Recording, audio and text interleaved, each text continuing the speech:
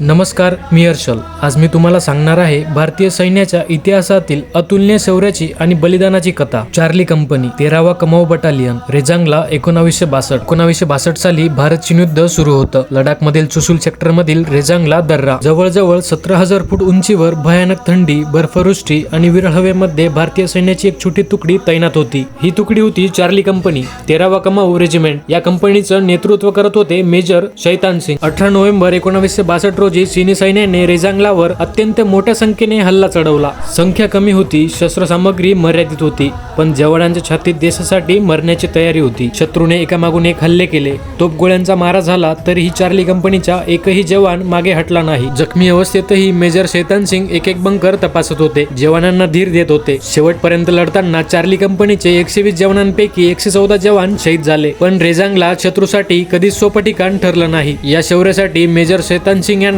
भारताचा सर्वोच्च सन्मान परमवीर चक्र मरणोत्तर बहाल करण्यात आलं. रेजांगलाची लढाई संपल्यानंतर प्रचंड थंडी आणि बर्फामुळे शहीद जवानांचे पार्थिव जवळजवळ 3 महिने सापडले नाही. हिवाळा ओसरताच भारतीय सैन्य पुन्हा तिथे पोहोचलं. बर्फाखालून हातात शस्त्र असलेले शूरवीर तशाच्या तशा अवस्थेत सापडले. पूर्ण सैनिक सन्मानाने त्यांचा अंत्यसंस्कार करण्यात आला. हे पराभव नव्हतं, हे अमर बलिदान होतं. आजही रेजांगला युद्ध स्मारक आपल्याला आठवण करून देतं की संख्या कधीच महत्वाची नसते. महत्वाचं असतं धैर्य, देशभक्ती आणि बलिदान. चार्ली कंपनी अमर आहे, रेजांगला अमर आहे आणि हे शौर्य पिढ्यानपिढ्या प्रेरणा देत राहील. जय हिंद.